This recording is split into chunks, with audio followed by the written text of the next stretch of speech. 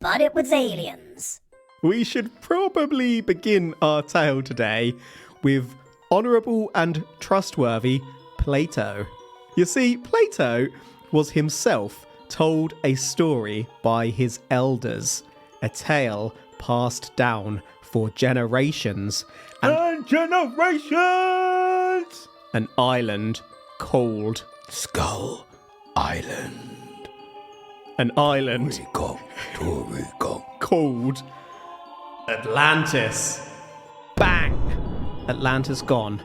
But Atlantis would come back into mainstream society following the discovery of Troy in the 1870s via Homer's epic poem, the Iliad. Ignatius Donnelly's works kicked off the modern obsession with finding Atlantis. Those from Atlantis, and indeed those today with heritage from Atlantis, are said to have a very rare blood type.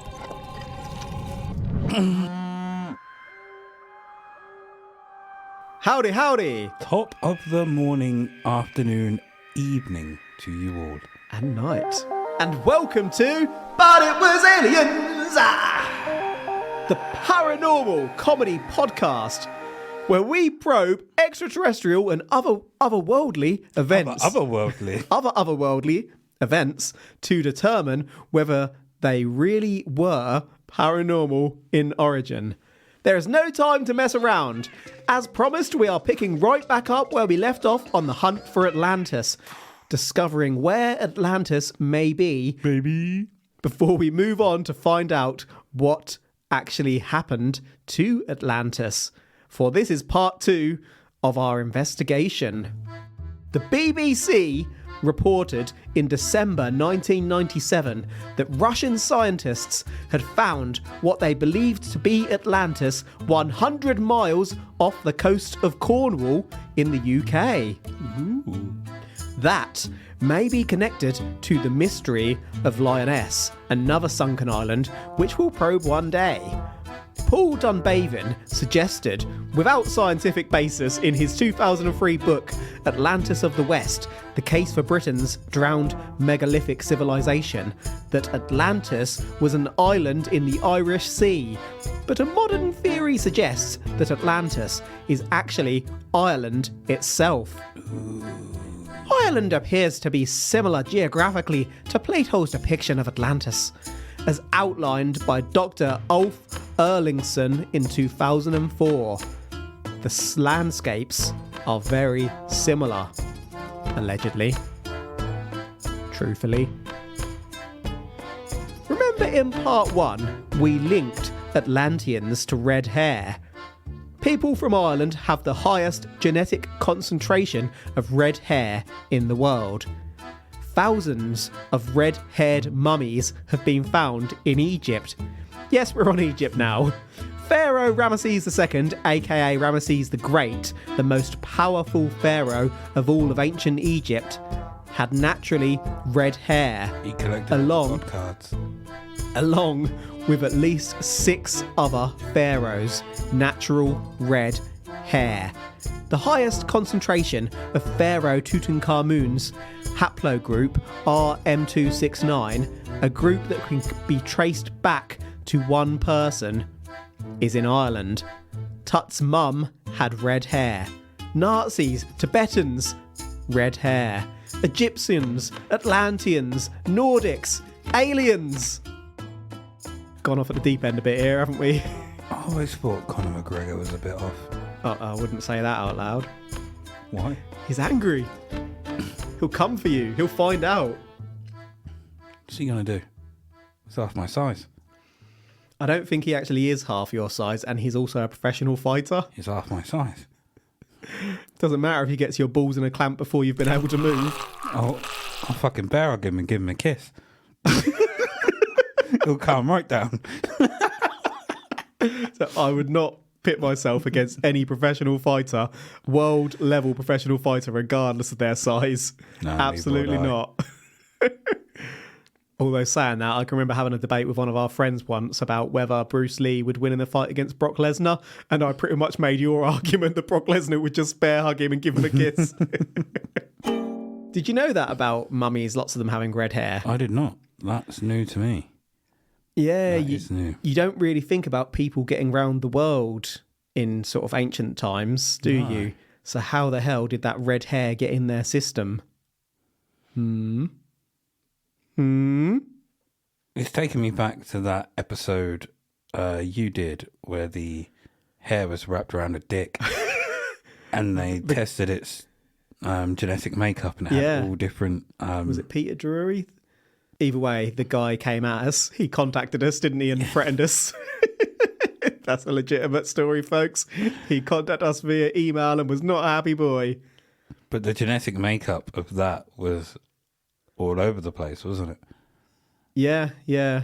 Very, very, very uncommon. So what if it was An Atlantean. an Atlantean? And what if Atlanteans do have unexplained, aka alien DNA? So what we're saying here is PD made out of an Atlantean. Well, Did he though? did he though? And that is why he was cross with us. Stay cross, Mr. Jury. Stay cross. Mr. Moonwalker will give you a hug and a kiss. So Ireland is Atlantis then? A May 2020 article by Fiona Cameron Lister, which I'll link in our episode notes, outlines that the legend of Atlantis originated in Egypt, that Atlantis is an island in the Atlantic Ocean and that the Atlanteans were a seafaring, advanced civilization. Fiona states that the Atlantic seabed has been mapped and that a sunken island is not a possibility. A Keystone University Dublin team reviewed thousands of documents and put together more than 1,000 pieces of evidence to suggest Atlantis is indeed Ireland. We won't cover them all here, but ancient Egyptian documents outline how the first Egyptians came from an island of flame in the Atlantic Ocean destroyed by a great flood. Pharaoh Menes, believed to be the founder of ancient Egypt who united North and South, had an empty burial on Abydos, and some believe that Menes was buried in a site with identical writings on a boulder in Knockmany, County Tyrone, Ireland, to that Egyptian site as outlined in a 1930 book by Lawrence Waddell. The site has never been excavated. Archaeological evidence dates the first human activity on Ireland to between 8,000 and 7,000 before Common Era, but if it flooded, is it possible that earlier evidence has been washed away? Interestingly, it has been recently suggested that Ireland may actually have been habitable for hundreds of thousands of years and that it didn't freeze over entirely during the Ice Age. Further back, between 1 and 65 million years ago, Ireland was between North America and Europe, just above Africa, and before that, it was basically touching both. Whilst humans popped up about 2 to 300,000 years ago, ancient human ancestors were around 5 to 7 million years ago. I have an ancient map here for you, Mr. Moonwalker, showing Atlantis from Ignatius Donnelly's book, which we mentioned in our part 1, covering Atlantis, obviously. This is kind of where Ireland was millions of years ago. Turns out this crazy theory kind of makes sense. Does in a roundabout way. Do the people of Ireland believe that they are not descendants of Atlantis, but that Ireland was Atlantis? I'd imagine many are not aware. It's only if you go looking for Atlantis that you find this stuff, and I'd imagine that's quite a small niche of the population of Ireland. I would have thought... Although saying that, Ireland, as we've mentioned before, is one of our most popular listener bases. I would have thought if it was Atlantis, people would know more about it. Like stories passed down through generations. Not necessarily. History only goes back to a few thousand years before Common Era. we just don't know. It's called prehistory before then because there's no documented records or anything. Things are just too old and either got destroyed or writing wasn't around.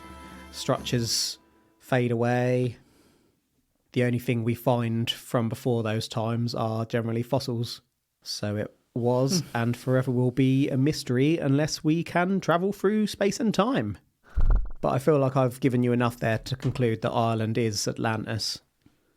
Yeah. I mean, Atlantis is real. Already said that. We now know it's Ireland. Conor McGregor can claim he's the champ of Atlantis. The all Atlantean champ. I'm the Prince of Atlantis. Come on then. I'll have you. We've covered the mythological sinking of Atlantis after Atlantis became corrupt and lost favour with the gods. But what other, less extreme but also extreme theories could we utilise to explain the disappearance of Atlantis? First, we have the Bermuda Triangle. Did Atlantis itself vanish into the triangle, where disappearances just happen? Charles Berlitz is believed to have first put forward this one, and supporting the idea, there are unusual formations on the ocean floor off the coast of North Bimini Island in the Bahamas, 50 miles from Miami, Florida. Some say that these are walls and floors of an ancient city. Others that these are just weird-looking natural rock formations. They span 800 metres underwater and date to about 10,000 BCE. What is really mad is that the sleeping prophet Edgar Cayce predicted in 1938 that Atlantis would be found near Bimini around the time it was actually discovered. Did he prophesise that knowing that people were out there looking for it? Or did he prophesise that way before anyone even bothered to look? To my knowledge, he predicted that before we even had the technology that would really be needed to... Well, did he or didn't he? 1938. I suppose we had submarines during World War II. So we were getting near, but even so... Oh, actually, no, not even saying that. Nazis went looking for Atlantis in Tibet. So it was kind of in culture that people were looking for Atlantis. But he couldn't possibly know that there would be anything near Bimini specifically. What if people saw his prediction and were like, let's go have a look? So what if they worked from the prediction rather than the prediction being correct? So say, for example, no one knows about that prediction and then they go and find it. Fair enough, he predicted it. If they're aware of the prediction and go and look for it, is that a prediction? Yeah. I've just got some images here for you, Mr. Moonwalker, of those formations. I hope when you look under there it says Moonwalker is right. I mean, those are really weird things to find undersea. Yeah, these ones are probably more interesting to me than the ones in Japan from the previous episode, to be honest. So the second picture, there is a diver and he's standing up against a large stone, and that looks like a step a giant would use. And then to me, that's like a cobble pathway. The first one. Yeah. Yeah, the first one does look exactly like that. And how can it be natural for it to form so in line and just stop sort of the width of a few people? That's bonkers to me. I suppose it begs the question of what was the sea level like back then? Well, it depends on when you're referring to. When you say back then, we know sea levels change. They go up and down over time. Yeah, but I mean like way back then, civilization-wise. Yeah. But then it depends how far underwater that is, really. Mm-hmm. We don't know. Or do we? Do we know? Yeah. Do we? Do we? Absolutely not. Damn. Of course we don't. We don't know. And the third one looks like stairs to me. Plato suggested that Atlantis existed around 11,000 years ago, so about 9,000 before Common Era. This is about the same time as our earliest recorded ceremonial structures, which have been found in southern Turkey. Humans, as far as our remains tell us, went from using flint tools and making cave art and whatnot, living in rock or mud huts in the Czech Republic around 25,000 years ago, to building temples. 9,000 years ago would have been the end of the Ice Age. Do you know what happens when ice melts? Water levels go up.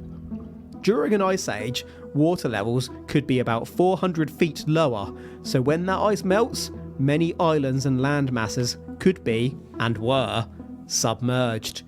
Going back to the island theory, it's possible, being covered in ice and or submerged, that evidence of civilization was destroyed. Ancient Egyptians and Sumerians only started using spoken language about 2600 before Common Era, which is the start of recorded history. The Great Pyramids were built around 2500 BCE. We had ceremonial structures, then we didn't, then we did.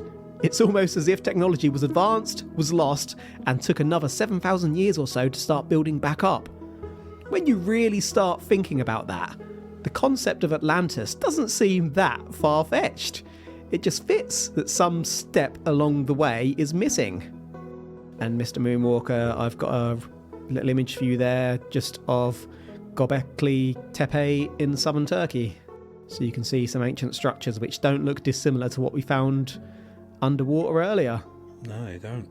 Natural my ass, baby. So if they only started using spoken language about 2600 BCE, do you reckon they were using sign language, or were they looking at each other and just going...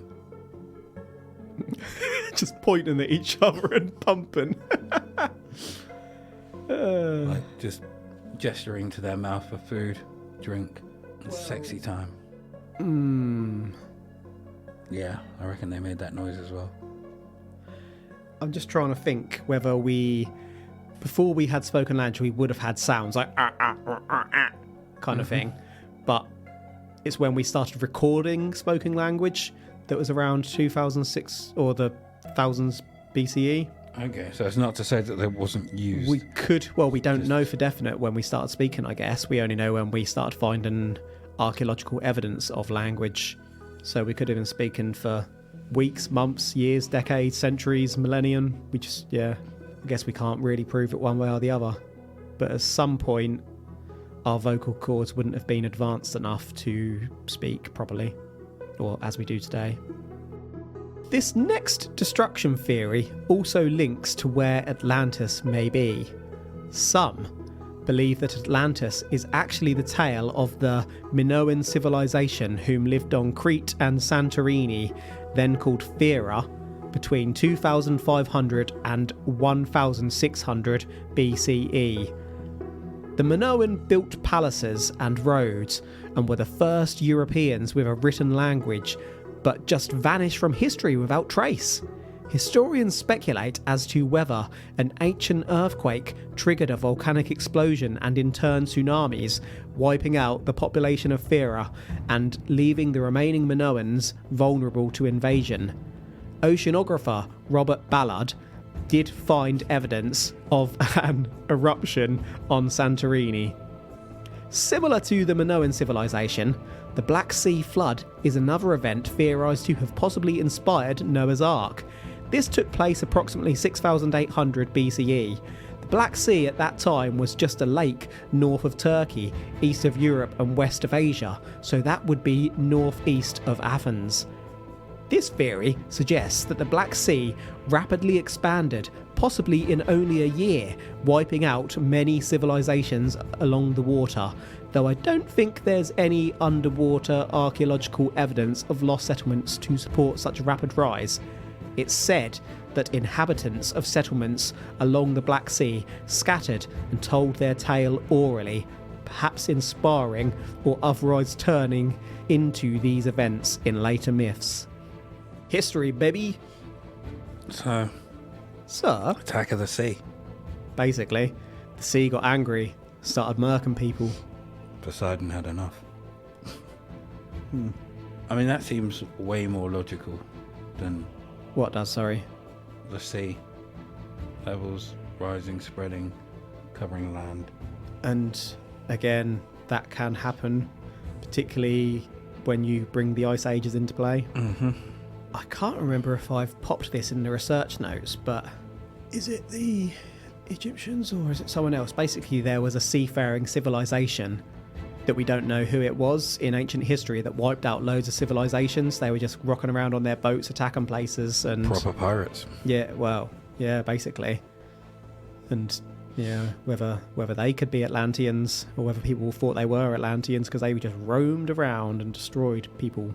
Anyway, I'm getting kind of off topic there, and I hope I haven't included that in this next section. This final segment is for the non-believers. The non-believers. If you're so inclined, you could argue that Plato completely invented the concept of Atlantis to illustrate his concerns around aggressive imperialism, using military force and colonization to extend a nation's power. You could also argue that scientists don't know the purpose of any blood group, not just Rh negative. Edgar Cayce, the sleeping prophet, not only predicted the discovery of Atlantis, but stated that we would recover the death ray used to destroy Atlantis about 1958. We didn't. You see, it is most likely that Atlantis was basically a switch for Athens, a small state whereby the residents eventually succumbed to their hunger for power, for expansion. The point is that working together is better than conquering, and if you go all guns blazing, you're gonna fall eventually. Plato suggested that Atlantis was the size of North Africa and half of Turkey. That is pretty big. Big enough to be found on sonar mapping of the Atlantic Ocean, where Atlantis was said to be. We haven't found a continent in that area in the time period Plato suggested Atlantis existed. True stories and even mythical gods are mentioned all through ancient Greek and even other civilization documentation. Atlantis only shows up in Plato's works and isn't so much as referenced anywhere else in ancient documentation. Even if it was just a common story, it would have surely been referenced elsewhere. Plato suggested that Atlantis went to war with Athens around 11,000 years ago. We know where Athens is. There is no archaeological evidence of any ancient settlement in Athens prior to 3000 BCE, with the main historical bison of Athens not founded until 508 BCE. There just wasn't an ancient powerful civilization at Athens fitting with Plato's timescales, so we know that the war between Atlantis and Athens preceding the destruction of Atlantis couldn't have happened. Basically, we know that Atlantis wasn't quite as has been outlined by Plato, but it could well have been inspired by any of the areas that we have today outlined. And remember, we found Troy. We found him! He was hiding under a rock. Hey, Troy. What you doing under there, Troy? I've thrown a lot of scepticism at you there. You have. Where is Plato from? Ancient Greece. But is he actually Greek? Or did he start off as an orphan child? I'm fairly certain he was. Because I'm wondering if maybe he came from Atlantis. Yeah, he was the Athenian philosopher, so I assume he was from Athens. Because he could have come from Atlantis. Yeah, he was born in Athens. It's So funny, his I've kind of... records say. Sorry, say that again? So his doctored records say. He's an Atlantean that wanted to keep the name of Atlantis in the history books and keep it alive.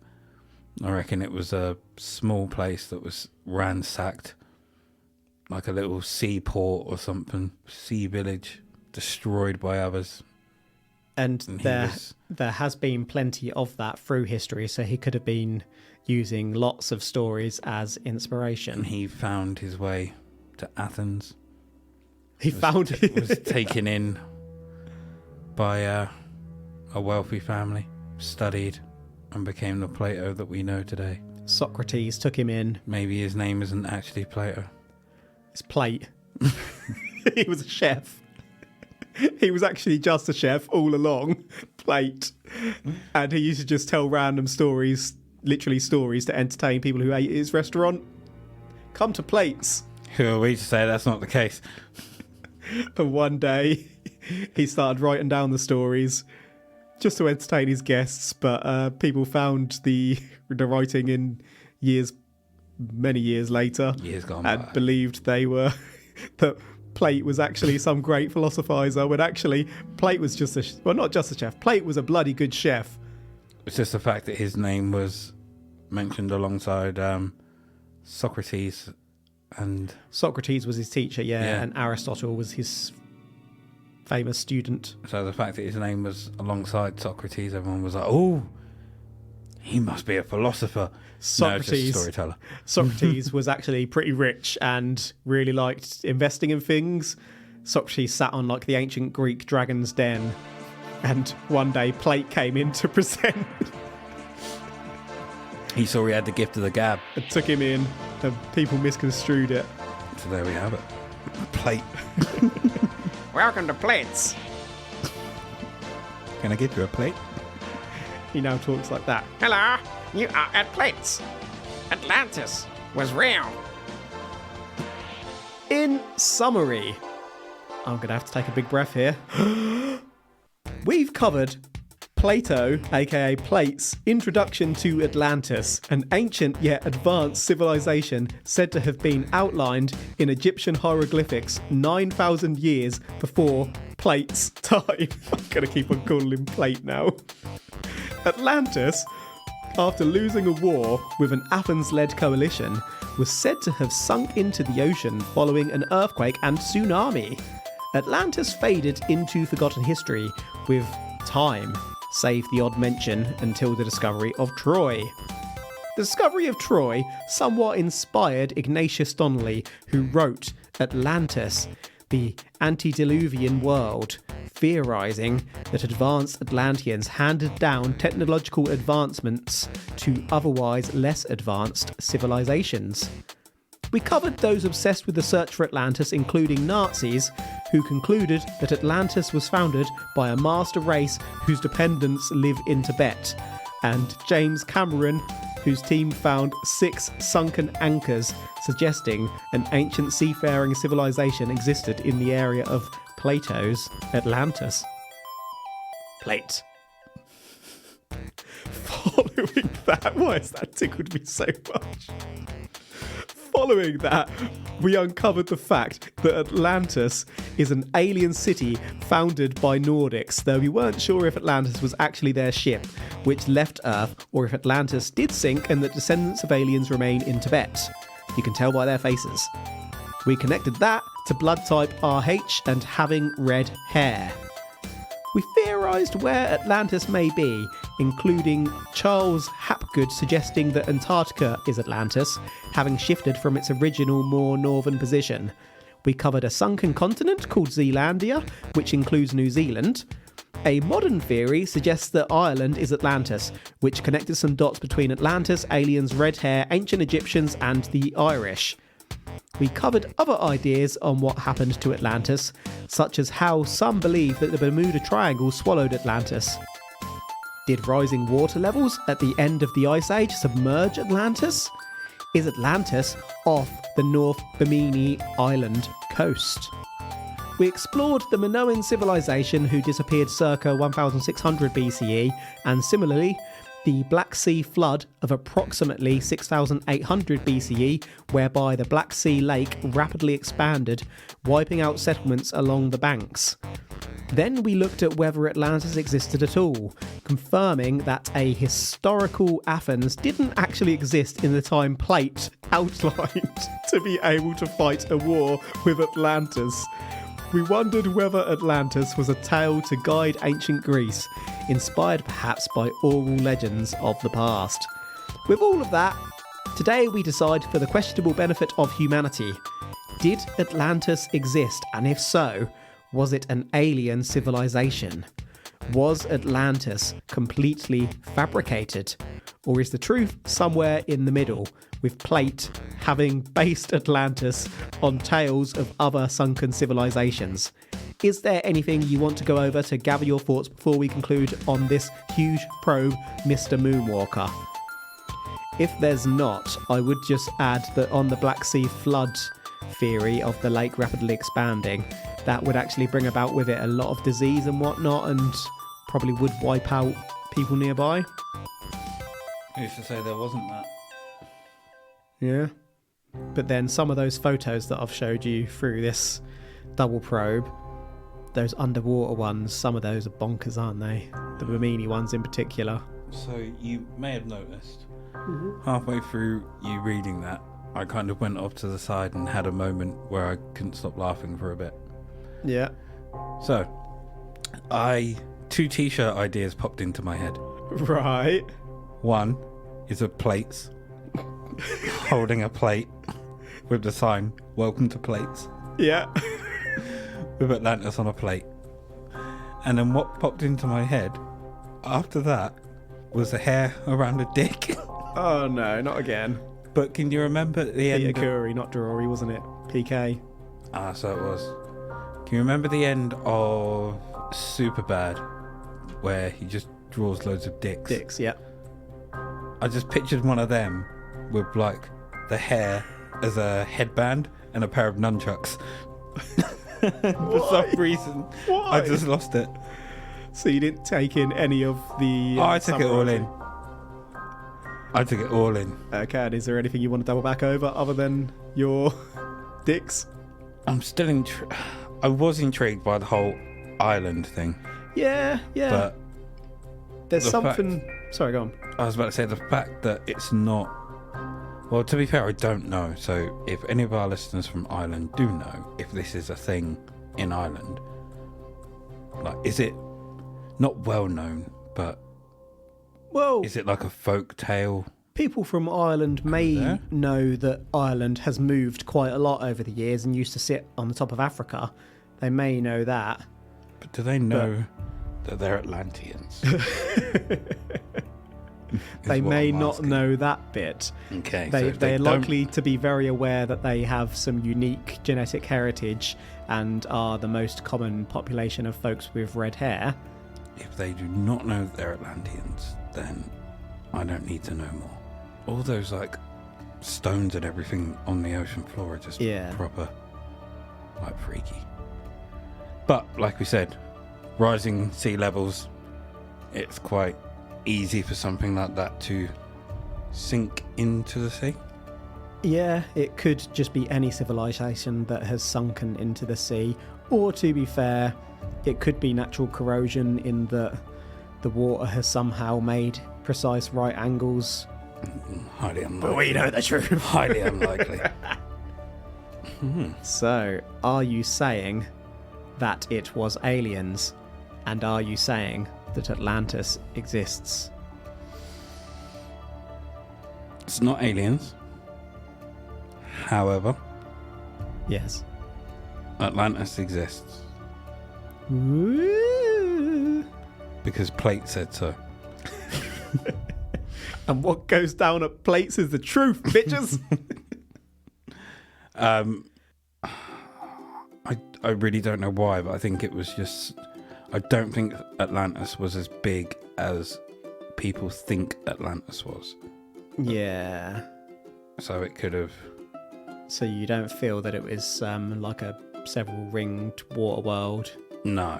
as Plate stated in his restaurant story? I mean, he's got to big it up, isn't he? He's got to keep the Absolutely. story of Atlantis alive. So it's quite possible he might have seen a tornado. A water tornado. While he was living in Atlantis before it got pillaged and he made his way to Athens somehow on the back of a Jaguar.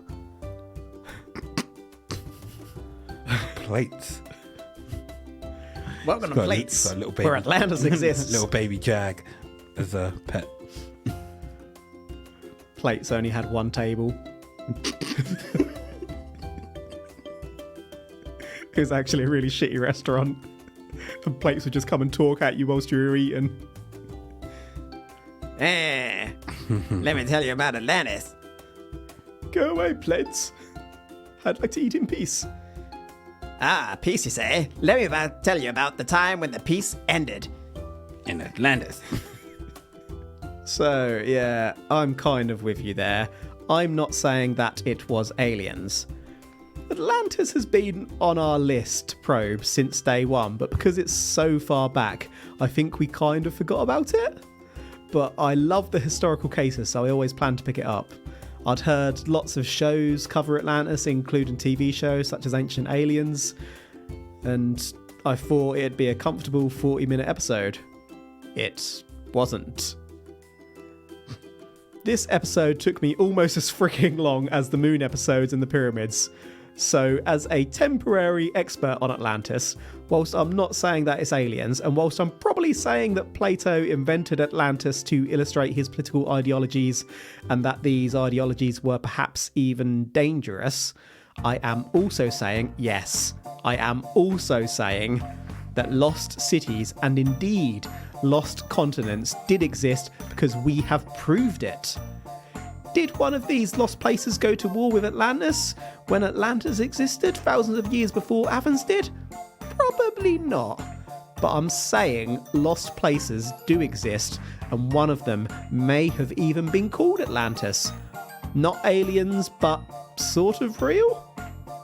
Under the sea? Under the sea, life is much better down where it's wetter. Take it from G. Any final thoughts? If you live under sea, Well, I couldn't. I'm not a fish. would you be wet? Yes. Are you wet when you're swimming? If you're fully submerged. I feel like you should have saved that question for the end of the episode. Oh, I thought it was. No, we haven't wrapped up yet. We'll rewind and... No, but that is a wrap for today. So thank you as always and sincerely for listening to But It Was Aliens. If you've heard of a case that needs our attention, or if you just want to say howdy, you can slide into our DMs on the Twitter at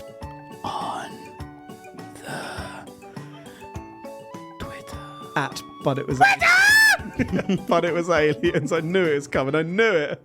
If you've got paranormal memes or you just want to be a part of a friendly otherworldly community, you can find the But It Was Aliens page on Facebook and join the associated public-private group Extraterrestrial Towers. Extraterrestrial Towers membership is open to all, but it's also secret, so you can't find it unless you try. Or is that you can't find it unless you're not looking for it? Finally, if you want to help us to continue to make this show, and what I'm about to tell you really does help, you can find an even more secret place over at patreon.com/But It Was Aliens. If you donate the equivalent of a coffee there, that helps us to keep on making the show whilst using the domain hiding software needed to keep the MIBs off our back. We definitely don't use this to feed my caffeine addiction.